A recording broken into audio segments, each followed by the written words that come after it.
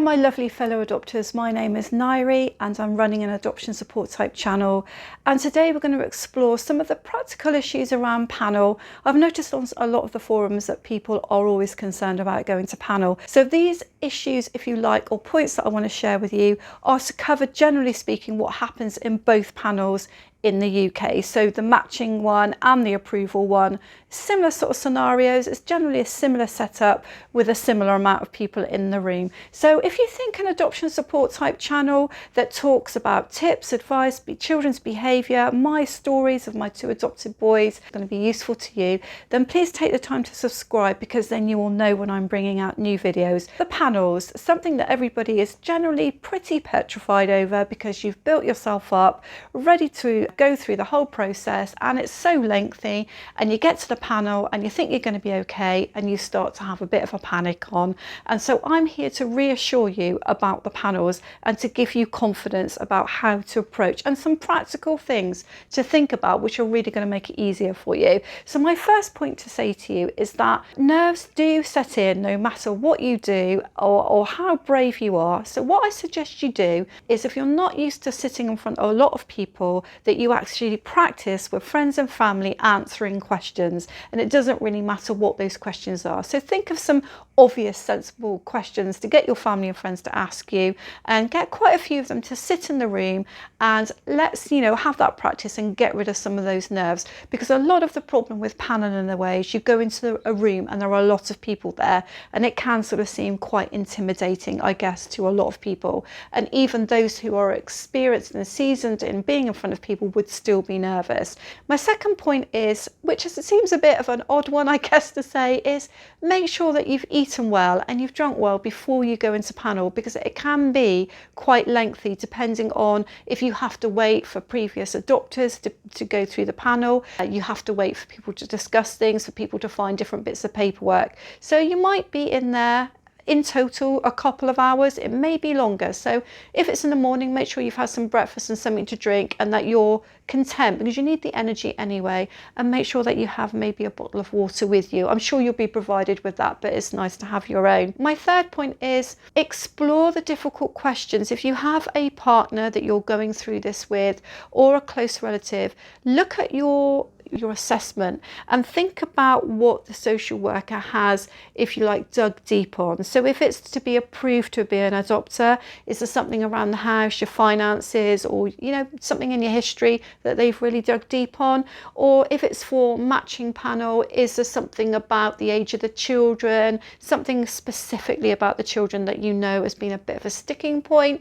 If you know that the social worker has kind of covered it with you but gone back on it, chances are that the panel might raise some of those points. So if they are the things that make you feel a little bit touchy and a little bit scared, then keep on answering that question to someone and exploring it until it's so open in your mind that when that question comes, boom, it doesn't knock you off your spot. Because at the end of the day, guys, they're there really, if I'm honest with you, they're there in panel to check over mainly what the social worker's been doing. My next point for you is expect some friendly panel members and expect some less friendly panel members. My experience of going to panel with other adopters as well, because we were foster carers, so we had it on the other side of the fence. So we've been to quite a few panels as foster carers and adopters, and then we adopted our boys, is that some panel members will sit there smiling at you and you feel like you'd have no problem answering a question,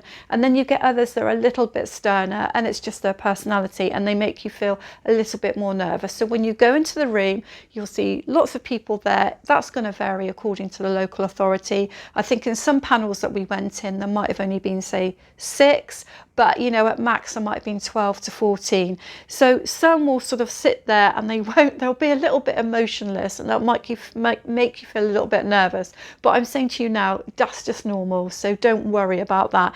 It's not that they're like that with you. It could well be that you're the third set of adopters that you're seeing that day. And point for you as well is that the decision-making process is quite long and drawn out in a way. So although the decision or recommendation happens in the panels, there's always a ratification process which takes different amounts of time, but there's always a higher level decision maker.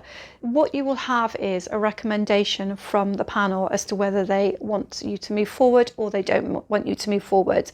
Most of the time, the panel are going to make the recommendation of a yes, and if they don't, it's going to be because there's something missing in your assessment, missing from the social worker, or something that a stone has not been overturned. It's not going to be very often that if a social worker has done a thorough assessment that the panel decide that it's a no-goer. So what I'm trying to say is if you've got to panel, you've probably had almost all those stones overturned already, and it's not really the job of the panel to go back and do all that. They're not there to assess you, they're there to look at the information provided to them, and if they're happy with that, they're there to help you to move forward in the process. Of course, there's always going to be exceptions to that rule. There'll always be some people who don't get through, there'll always be some social workers who don't cover the process properly, and there'll always be a situation where the final decision maker says no, but most of the time that doesn't happen. So getting yourself really worked up about it is not going to help you. I think you need to go into panel, if you've got that far, whichever panel it is, with a really positive attitude. Tim and I, my husband and I, went to the panels together, and obviously we've seen the panels with other couples and how things work. When questions are asked of you, try to share it out between you. Don't be afraid to let both of you speak. So even if one of you's a little bit shyer, it takes the pressure off of one of you. So if there's going to be, say, 8 questions, 10 questions, 6 questions, I don't know how many, you really need to be able to share that out. So if you would have thought one of you was better to answer an education question, look at each other. Don't be afraid to pause and then decide which one of you is going to answer the question. And again, there may be a question on health, there may be a question on your work, because if one of you is more confident but you are there answering all the questions in the panel, you will be exhausted, and when you get near the end, you'll feel like you're not really answering it fully, you're not selling yourself, because you want to take this moment and you want to enjoy it. Because think about how long it's taking you to get here, and think about the hassle to get there. Adopters go through a huge amount of hassle, so you want to enjoy the moment. So share it between you if you can. And the other point to make is, if you're on your own particularly, but if you feel that you don't understand a question, or you feel that somebody's going too far with a question, that could happen, the social worker is there, and often the social workers will answer a lot of the questions anyway. But if you're asked a question and you're really confused by it and you don't understand why you're being asked it, or you just suddenly get a panic attack, or you're really nervous, just turn to the social worker and say, would you mind answering that for me? I'm not quite ready to answer that, or I don't really understand. Guys, it's your moment really. You've gone through a lot to get there. Don't be intimidated by it. It's just part of a process that you have to go through. I hope this video helps you, and if it does, guys, then give me a thumbs up, subscribe to the channel, and I'll see you on one of my other videos. Goodbye now.